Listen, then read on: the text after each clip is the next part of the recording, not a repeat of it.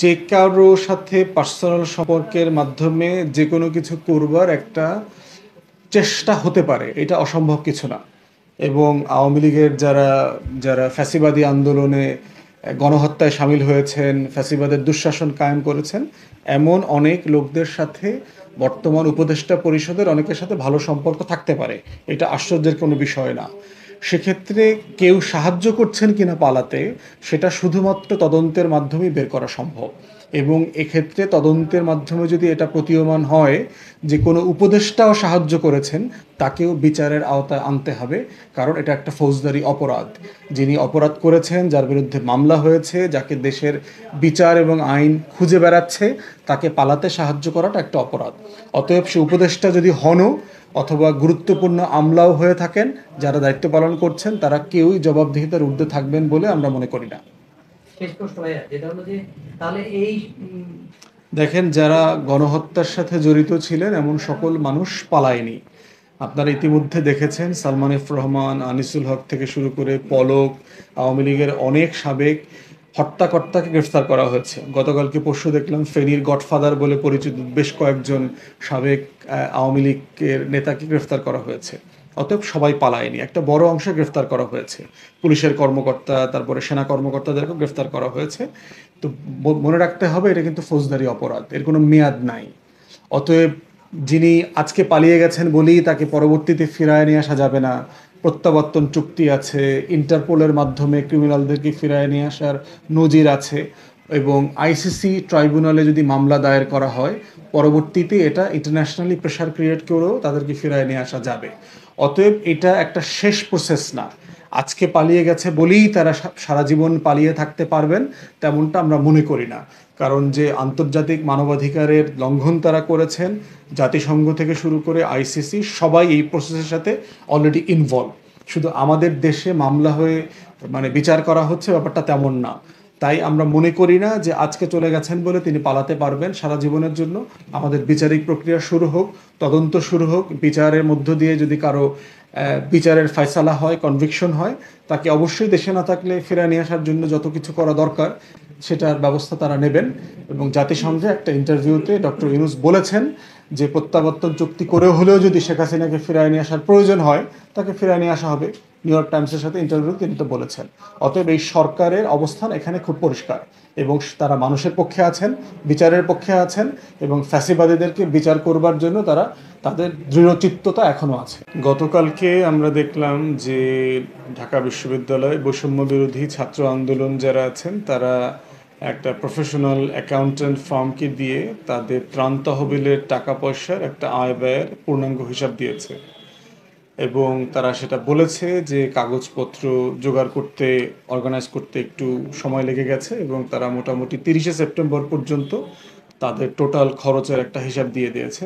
যেটা নিয়ে ইতিমধ্যে অনেক বেশ কিছু আলাপ এসেছিল, কোনোটা বেশ যৌক্তিক।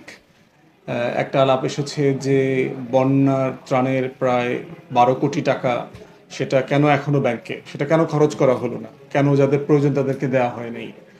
দ্বিতীয় একটা সমালোচনা এসছে যে খাবার যারা টিএসসিতে দিয়ে আসছেন, পানি থেকে শুরু করে, এমন অনেক পানি এবং খাবার বিভিন্ন জায়গায় পরিত্যক্ত পড়ে থাকতে দেখা গেছে। টিএসসির যে চত্বর আছে সেখানে, সামাজিক বিজ্ঞান অনুষদ, এইসব জায়গাতে পড়ে আছে।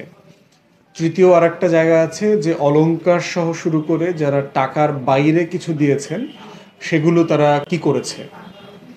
চতুর্থ তো একটা বিষয় আসছে যে তিনজনের যে আলাদা আলাদা অ্যাকাউন্টে টাকাগুলো ছিল, সেগুলোর ব্যাপারটা কীরকম, সেটা কেন হয়েছে, অথবা কেন তারা এটা একটা জয়েন্ট অ্যাকাউন্টে অথবা তাদের অফিসিয়াল কোনো অ্যাকাউন্টে রাখেন নাই, এরকম কিছু কথা আসছে। বিকাশে নগদে টাকার হিসাবের ব্যাপারগুলো আসছে। সব মিলিয়ে আমি মনে করছি যে অডিট দেবার যে প্র্যাকটিস যেটা তারা করেছে, এটাকে আমি স্বাগত জানাই। আমি এর আগেই আমার অবস্থান পরিষ্কার করেছি। আমি মনে করি যে বৈষম্য বিরোধী ছাত্র আন্দোলনের প্রতি যেহেতু মানুষের ভালোবাসা অনেক, তাদের প্রতি সহমর্মিতা, তাদেরকে পছন্দ করবার একটা জায়গা যেহেতু সারা দেশের মানুষের আছে, তাদের টাকা তোলার দায়িত্বটা না নিলে ভালো হতো, সেটা আমি এর আগে বলেছি। তাদের যেটা আমি আশা করেছিলাম, কারণ হচ্ছে যে তাদের যে বাস্তবতা এবং সাংগঠনিক কাঠামো আছে, টাকা তোলার পরের যে দায়িত্বটা তৈরি হয়, টাকা খরচ করতে পারাটা, জায়গা মতো যাদের জন্য টাকা তোলা হয়েছে তাদেরকে পৌঁছে দেওয়া, সেটা একটা বড় কর্মযজ্ঞ এবং তাদের সেই সাংগঠনিক অবস্থাটা ছিল না। তো সেজন্য আমি আমার অবস্থান পরিষ্কার করেছি আগেই যে আমি চেয়েছিলাম শুধু প্রথম অংশে থাকতে, তাহলে দ্বিতীয় অংশ কেন্দ্রিক, টাকা খরচ করবার কেন্দ্রিক কোনো সমালোচনা অথবা কোনো বিতর্ক আসবার সুযোগ ছিল না। এবং এটা আমরা যারাই ফিল করেছি, আমরা তাদের প্রতি সহযোদ্ধা হিসাবে যে ভালোবাসা, তাদের প্রতি আমাদের যে দরদ আছে, সেখান থেকে আমরা বলেছি। কারণ আমরা সবাই ফ্যাসিবাদ বিরোধী আন্দোলনে একসাথে ছিলাম, একসাথে কাজ করেছি এবং এখনও একসাথে সহযোদ্ধা হিসেবে এই সংস্কারের রাষ্ট্র গঠন নিয়ে কাজ করছি। তো তারপরে এখন আরেকটা বিষয় যোগ হয়েছে, তাদের ব্যয়ের বিষয় নিয়ে দেখলাম কেউ কেউ প্রশ্ন তুলেছে। আমার মনে হয় যেহেতু একটা অডিট রিপোর্ট আসছে, একটা প্রফেশনাল অ্যাকাউন্টেন্ট ফার্মকে এঙ্গেজ করেছেন, যিনি ওখানে ব্রিফিং করেছেন, ব্যয়ের ব্যাপারে যদি স্পেসিফিক কোনো বক্তব্য কারো থাকে সেটা তাদেরকে জিজ্ঞেস করা দরকার, কারণ তারা স্পেসিফিকলি বলতে পারবেন। বাট কয়েকটা বক্তব্য আসছে, একটা হচ্ছে ব্যয়ের জায়গাতে অনেকগুলো সংগঠনকে তারা টাকা দিয়েছেন ব্যয় করবার জন্য, এবং সেটা অনেক বড় একটা টাকা। এখন প্রশ্ন হচ্ছে সেই সংগঠনগুলো কারা, সেটা তাদের মানে স্বচ্ছতার জন্য প্রকাশ করে দেওয়া দরকার।